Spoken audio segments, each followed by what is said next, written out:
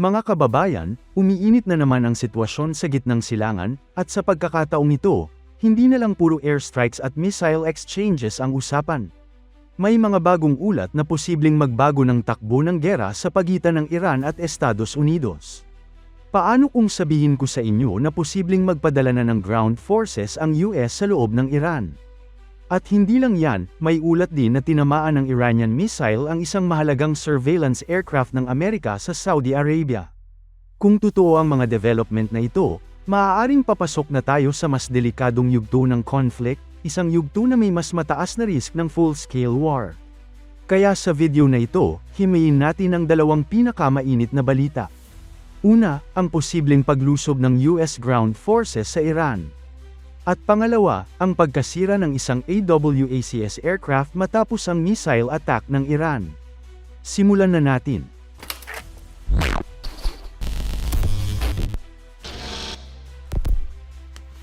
Ayon sa ulat ng The Washington Post, may mga paghahanda na umano ang Pentagon para sa posibleng ground operation sa Iran.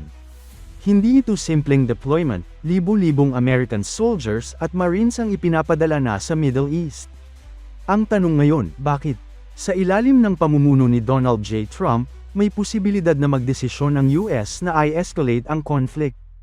Kapag nangyari ito, hindi na lang airstrikes ang magiging sagot, posibleng magkaroon na ng direct ground engagement sa loob mismo ng Iran. Pero klaruhin natin, ayon sa mga opisyal, hindi ito full-scale invasion gaya ng nangyari sa Iraq noon. Mas targeted ang approach. Ano ang ibig sabihin nito? Sa halip na sakupin ng buong bansa, ang plano ay magsagawa ng Special Operations Raids, Limited Infantry Deployments, Strategic Targeting ng Key Locations. Isa sa pinaka-importanteng target na binabanggit ay ang Kharg Island. Ang Kharg Island ay napakahalaga sa Iran dahil dito dumadaan ang malaking bahagi ng oil exports nila. Kung makokontrol ito ng US, malaking dagok ito sa ekonomiya ng Iran. Bukod dito, may plano rin na magsagawa ng operasyon malapit sa Strait of Hormuz, isang kritikal na daanan ng langis sa buong mundo. Kung matatandaan ninyo, halos 20% ng global oil supply ay dumadaan dito. Kaya anumang military activity sa lugar na ito ay may direktang epekto sa global economy. Ano ang objective ng US? Simple pero delikado, hanapin at sirain ang Iranian weapons systems. Protektahan ang commercial shipping. Pigilan ng Iran na mag-launch ng attack sa dagat. Pero hindi ito magiging madali.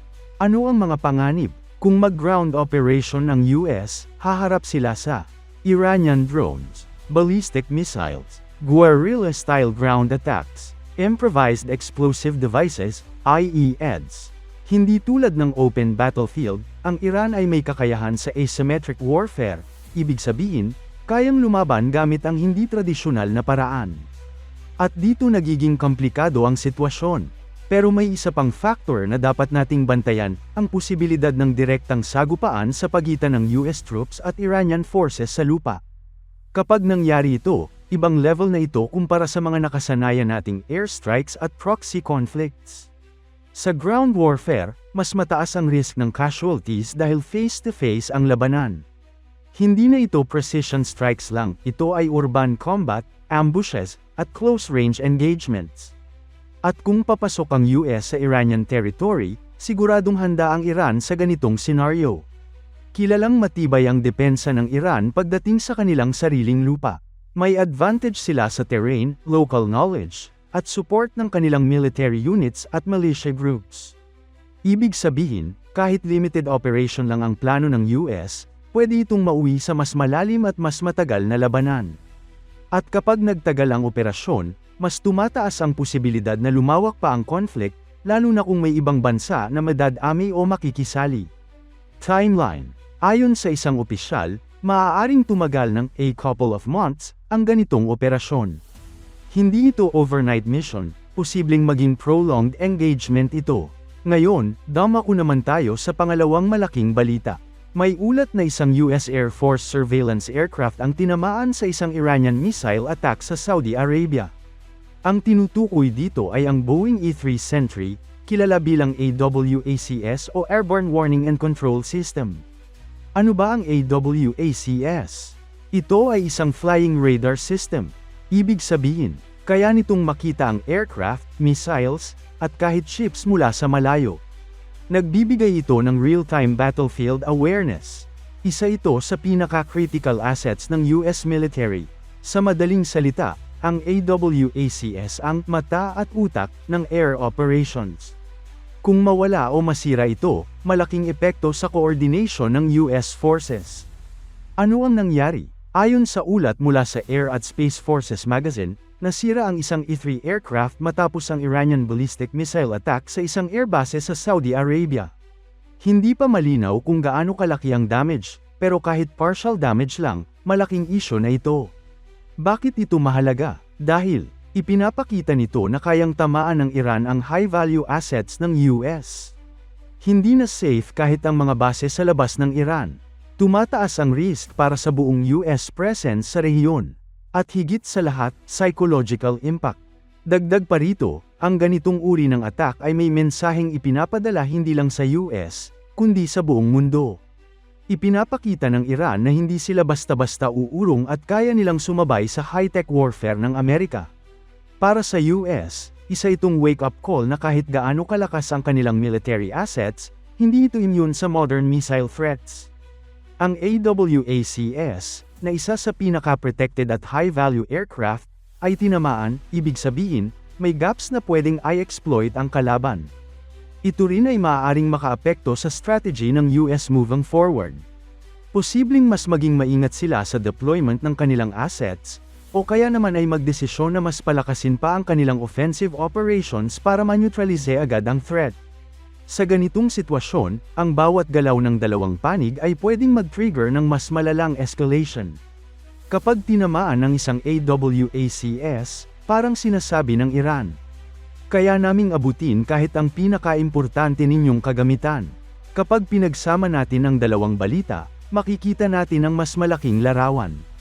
Una, naghahanda ang US para sa ground operations. Pangalawa, pinapakita ng Iran na kaya nilang gumanti at tamaan ang high-value targets. Ibig sabihin, pareho silang nag-e-escalate. Hindi na ito simpleng deterrence. Ito ay papunta na sa direct confrontation, higher casualties, mas malawak na conflict. Ano ang posibleng mangyari? May tatlong senaryo na pwedeng mangyari. Scenario 1, limited conflict. Magkakaroon ng controlled operations ang US, habang ang Iran ay patuloy sa missile at drone attacks. Scenario 2, regional war. Pwedeng madamay ang ibang bansa sa Middle East, lalo na kung lumawak ang laban sa Strait of Hormuz. Scenario 3, full-scale war.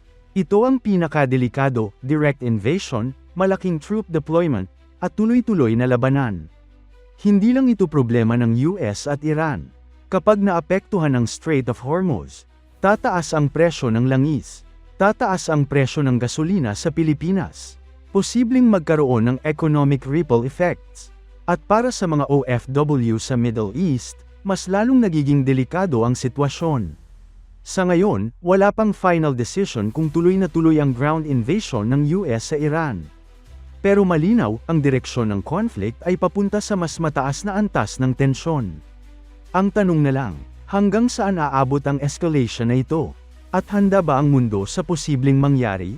Kung gusto ninyo ng mga ganitong update tungkol sa global defense at geopolitics, huwag kalimutang mag-subscribe at i-follow ang channel na ito. Dito sa channel na ito, binibigyan namin kayo ng malinaw, direkta, at walang paligoy-ligoy na analysis, pang Pinoy, para sa Pinoy.